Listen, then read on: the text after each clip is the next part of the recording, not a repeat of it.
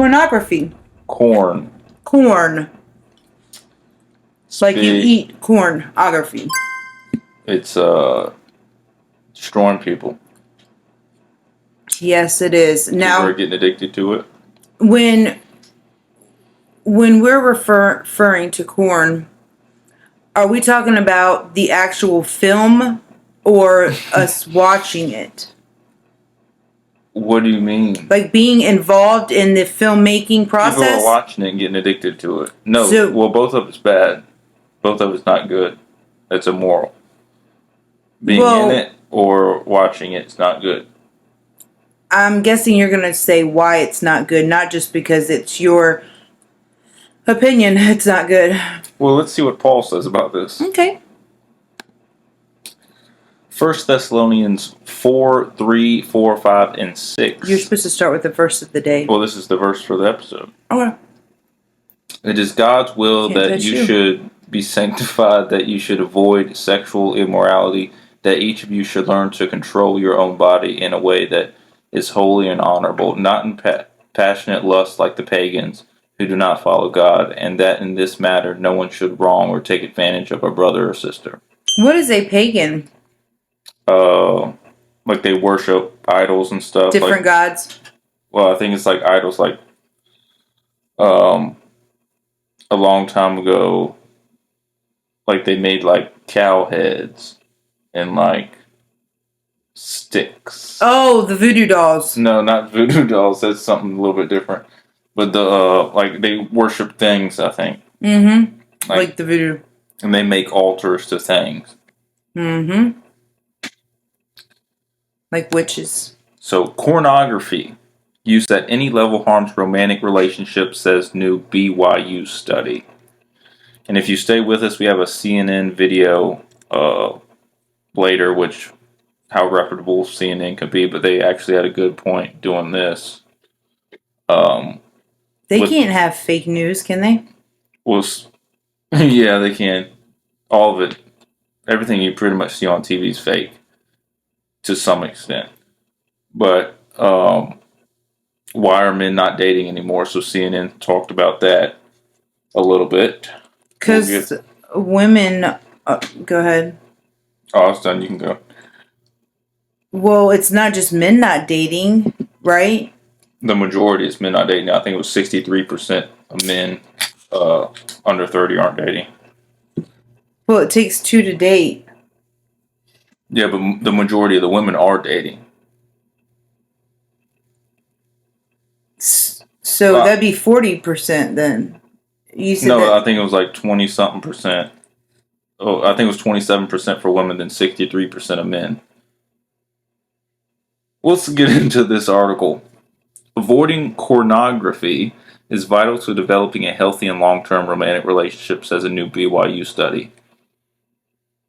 You got anything to say about? No. Mm-mm. The research recently published in the Journal of Sex Research leveraged data from 3,500 people in committed relationships nationwide to examine pornography usage associated between genders, perceived addiction, and how religious an individual was. Researchers didn't expose participants to pornographic, but asked participants to answer specific questions about pornography viewing, as well as questions that measured their sense of satisfaction and stability in their relationship. Now, this isn't just for Christians. This is for people that are anything. It's just not good for your reproductive organs. Everything. The list goes on and on. Because this is what I'm getting from it. Not from corn, but I'm getting from the whole study is because, all right, so if I watch a lot of it, I'm going to start having body images. Like, I'm going to start thinking, oh, I'm supposed to look like her. And, oh, we're supposed to do this kind of stuff. And if we don't, then eventually I'm not going to have an erection. That's for the men. Well, that's who I was talking to. Back and forth. I went back and forth. While there are complex factors between pornography use, gender belief regarding addiction, and religion, the research found that pornography used by men or women at any level negatively impacts romantic relationships. Yeah. So this is Dr. Brian Willoughby, BYU School of Family. It's true that the type of pornographic content may have larger negative effects on relationships' well-being than others, and that men who are religious appear to be more impacted by watching pornography due to feelings of being out of harmony with their moral beliefs. So it may affect Christians more, or anybody. But the facts remain the same. Relationship stability is weakened by pornography usage for both men and women. You want to read this part right here? I can't barely see, but But I'll let me try. highlight it. Here we go. Oh, that's better. The findings hold important implications because prior to this study, why are you doing that? You're messing with it. I made it bigger for you. You didn't. I've lost my place. Put your finger on it.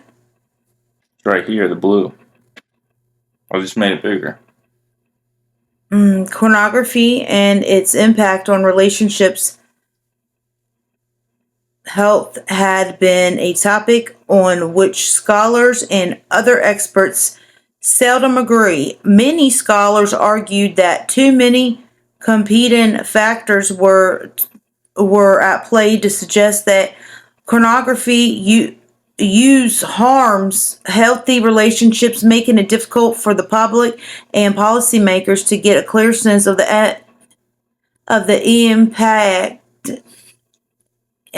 impact pornography has on relationships. The research now, move your finger, arms agencies and policymakers with an overwhelming amount of evidence suggesting that regular pornography uses results in poor relation health as high pornography bleep that out. Use was reported. Lower relationship stability was also reported by men. I think we should just wrap this up. It's good. It's bad. It's what? I got a bunch of stuff on it. It is bad. I'll finish up here because this is the last part of it. I think we need to start having a better conversation about pornography being a risk factor for relationships. He said most couples are probably unaware that their pornography use may be creating risk of harm in their relationship. I'm hoping that research like this can start conversations for policymakers and others about need to educate the public about the potential harms of pornography and create better resources for individuals and couples to navigate this topic. So I think one of the good things Virginia did is now with a lot of the corn sites, you have to put in your email and upload your driver's license because there's kids that were getting on there. Oh, like they can't take their mom's driver's license. Well, I mean they can, but it makes it harder is what I'm trying to say. Before, kids could just get up there and whack off. But now they're making it harder. And plus, literally, or no pun. They would be updated. If they took their mom's driver's license, they would be updated. Hey, you're subscribed to this website. That'd be way harder. Keep it together. Oh, I wanted to bring this up because this is important. Maladaptive behavior is what we could be seeing throughout all of this. Men aren't dating women anymore. Pornography's running wild. Maladaptive behavior is defined as behavior that interferes with an individual's activity of daily living or ability to adjust to and participate in particular settings. So this is an effect from the pornography. Kornography. You see, this was a big word, maladaptive. Maladaptive, pornography. And how closely... Not this video.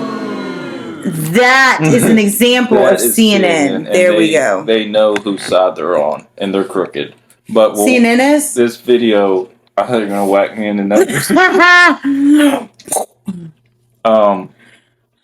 So we're going to get in this, and I want some of your thoughts on this, because you really didn't think this was a phenomenon until I talked about it. I mean, I've been known about it. It's I've just become really desensitized, and I'm not saying that because I'm proud. I'm working on it, but I'm also very tired today. So let's get it going.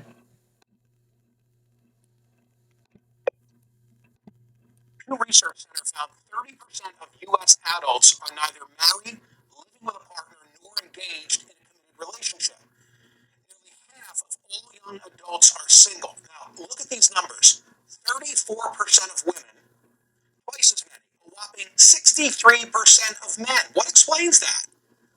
I pulled the Pew study and I read with interest. Turns out since 2019, the share of single men who say they're looking for dates or a relationship has declined from 61% to 50%. In 2018, 28% of men ages 18. I think this could be a big thing, the ease of access to pornography. I don't think More so. men nowadays in the newer generations are getting earlier access to the corn than, say, when you were growing up, they had magazines, right? Everything's online now. In some states, you can just log on and it's right there. But what I'm saying is that doesn't really mean that you don't need a girlfriend just because you can watch corn. Like, I mean, that was always a thing. You could watch corn, but now imagine watching it with your girlfriend if you really like it. That's gross. I'm just saying, I don't know if that has anything to do with it. Maybe I did read somewhere that a man did not like being naked with his significant other. That's why I touched on the topic. You know, if y'all gonna want us looking like them, it's not gonna happen naturally. Like they're tipped and tucked and sucked and. Well, I mean, the generation they have now, they're raising a lot more feminine men. That You're not listening to anything I've said. It's so much easier for people that aren't of the faith, or even people that are Christians, struggle with this too. But people that don't have a moral compass, they could just go home and watch that, as opposed to dealing with, because women can be headaches. Amen. Amen. And dealing with that, I mean, taking them out to dinner, opening the car door, buying them flowers. You have to walk up to the door now, I heard, and knock and say, "I'm here." Instead of what, blowing on the horn? Instead of, "Hey, I'm outside." Okay, well, you need to be with that 61% that is single. What, you were going to text her and say, "Hey, I'm out here. Honk, honk. Hey, how about this? Choo, choo." Let's get back into In it. the past year, with 18% of women of that age.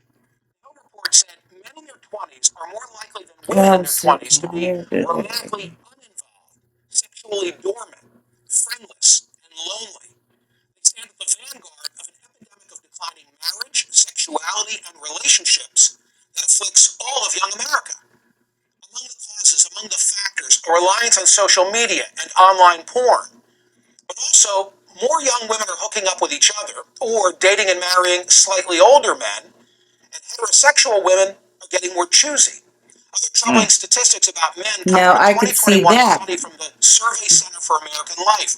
They found the share of men who have 6 or more close friends, which in 1990 was 55%, by 2021 had shrunk by half. Meanwhile, those with literally 0 close friends, which stood at 3% in 1990, has zoomed to 15%. An expert quoted by The Hill said this disconnect can have catastrophic consequences for young men. Quote, "In the worst case scenario, the young American man's social disconnect can have tragic consequences. Young men commit suicide at 4 times the rate of young women. Younger women are largely responsible for rising rates of mass shootings, a trend that some researchers link to their growing social isolation." Well, those words reminded me of Another big side effect of corn is social anxiety and anxiety. Bet you didn't know that. How do you know that? I researched it. It's on NCI. For yourself. NCHL. Did you ever have a corn addiction? No. Oh, okay. NCHL new. Anyway, that's we're not here to judge. NCHL. I see said social sweating anxiety. over there. I'm not sweating. social anxiety, anxiety, erectile dysfunction, and impudence. What is it? Impurity. No, not impurity. Impudence. Oh, when you impotent. Impotence. Yep, impotent. Well, I wanted you to free yourself because I had a similar exhausting addiction with pornography. Well, you never brought it up. I'm doing it now. Oh, well, cut it out. Okay. With NYU professor Scott Galloway. CNN was doing good for a couple minutes, and now there's BS going on. I call BS when there's BS spewing out of people's mouth. That is not making more people misogynistic. Oh, I like you, bud. They want men to walk around without men's private parts between their legs, and they want feminine men to walk around and try to be the white knights for all these women who are more misogynistic. Is that what he said? What else did he say? He said misogynistic and something else.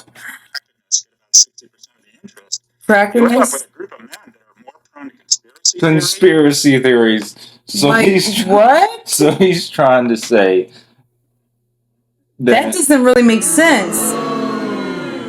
Because we don't trust the government, that we aren't getting enough people on dating apps. That's what I mean. CNN has lost this one. Let's just a couple more minutes and then we'll I can't do it. prone to misogynistic. More prone to not believe in climate change. Climate change. What is that? He said the earth is heating up, but not heating up in your pants. Okay, Christian fella. So this is the American story. Are we still on our Christian network, TBS? We are. We got to call out this guy because he's spewing nonsense. This does not end well. This is an existential crisis failing young men. Professor Galloway was prescient. Back with me now is Scott Galloway. He's a professor of marketing at NYU Stern School of Business. He's a serial entrepreneur. He's the host of the Professor G podcast and author of multiple best-selling books, most recently, Adrift, America in 100 Charts. Scott, thanks for returning. Hasn't the advantage always been to those with the looks and or the money? What's changed? First of all, I just want to say thank you for raising this issue a year ago when a lot of media companies were afraid. We can't listen to him anymore. What has changed is this country, this nation has gone against God, has forgotten where they came from, and we're going down a dark, dark hole. They're now promoting transgenderism in schools, asking what kids wants their pronouns, but they're taking God out of schools. You can't pray in schools anymore. They took the Ten Commandments out of the courthouses. I'm really carrying this thing. I know. You're doing good. Well, keep it up. It's not climate change or misogynistic behavior or conspiracy theories we need to worry about. We need Jesus. We need more Jesus. We need Amen. Less news. Stop paying attention to the news because all of it's fake. All of it. One side doesn't care about you. The other side doesn't care about you. You need Jesus. We need more Jesus in schools. We need them Jesus grandmas. You know them grandmas that used to beat you with the Bible and teach you. Yeah. We need less drag shows in churches. Drag queens? Yeah, they have drag queen story hours in churches. Okay. Not in my church. No, we need what's written in the Bible to be preached at church, and not just an interpretation at, call it for what it is. Around the nation, there's thousands of gay churches that have the gay pride flag out in front of it, that marry male and male and women together. So no, CNN, it is not misogynistic. Nope.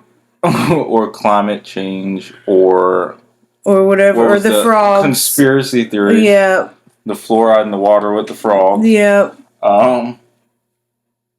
But yeah, I think this has been good. What a long day it's been. I have really worked hard today. This has been episode 77 of. So, guys, we are trying to get 1,000 like and subscribers, right? No, 1,000 subscribers. 1,000 subscribers to Tay and Panda's Fatter the Faith. What are we gonna call it? Tay and Panda is what it's called. Tay and Panda. And once we get 1,000, then we can go live and we can do fun things. Answer your questions. Answer your questions. And well, I mean, I guess we could still answer their questions though now. If they ask any. Well, yeah. This has been episode 76. 77. See you later. Bye. Bye.